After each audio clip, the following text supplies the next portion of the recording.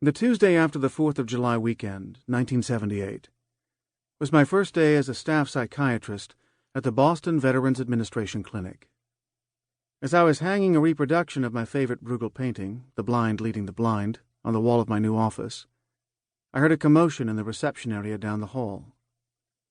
A moment later, a large, disheveled man in a stained three-piece suit, carrying a copy of Soldier of Fortune magazine under his arm, burst through my door. He was so agitated and so clearly hungover that I wondered how I could possibly help this hulking man. I asked him to take a seat and tell me what I could do for him. His name was Tom. 10 years earlier, he had been in the Marines, doing his service in Vietnam. He had spent the holiday weekend holed up in his downtown Boston law office, drinking and looking at old photographs, rather than with his family. He knew from previous years' experience that the noise, the fireworks, the heat, and the picnic in his sister's backyard, against the backdrop of dense early summer foliage, all of which reminded him of Vietnam, would drive him crazy. When he got upset, he was afraid to be around his family because he behaved like a monster with his wife and 2 young boys. The noise of his kids made him so agitated that he would storm out of the house to keep himself from hurting them.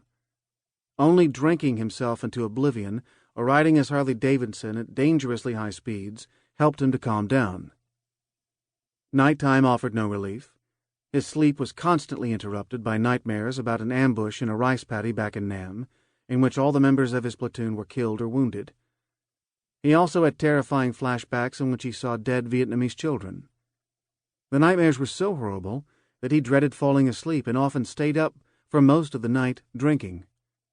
In the morning, his wife would find him passed out on the living room couch, and she and the boys had to tiptoe around him while she made them breakfast before taking them to school.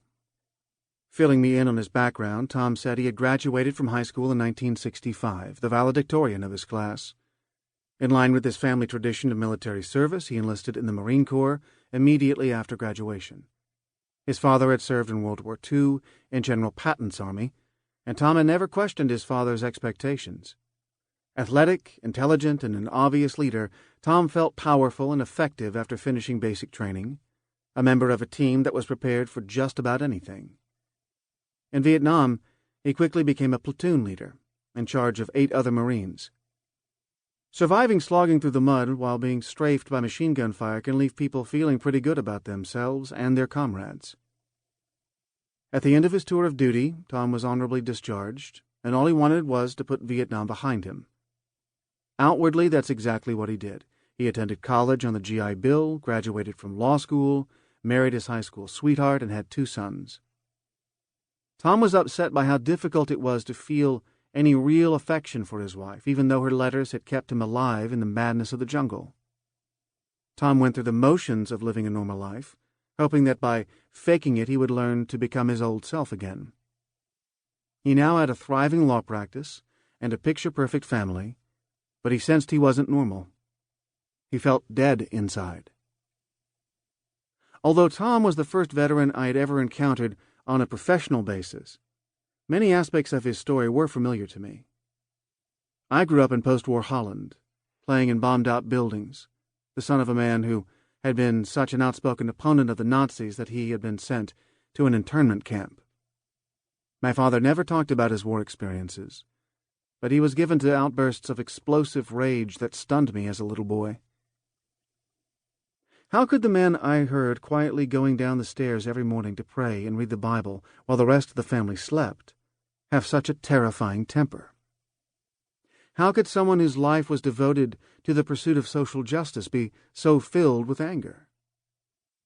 I witnessed the same puzzling behavior in my uncle, who had been captured by the Japanese in the Dutch East Indies, now Indonesia, and sent as a slave laborer to Burma, where he worked on the famous bridge over the River Kwai. He also rarely mentioned the war, and he, too, often erupted into uncontrollable rages. As I listened to Tom, I wondered if my uncle and my father had had nightmares and flashbacks, if they, too, had felt disconnected from their loved ones and unable to find any real pleasure in their lives. Somewhere in the back of my mind there must also have been my memories of my frightened and often frightening mother, whose own childhood trauma was sometimes alluded to, and, I now believe, was frequently reenacted. To keep listening to this audiobook for free, click the link in the description. It will take you to a free Audible trial where you can listen to this and many other books for free for 30 days.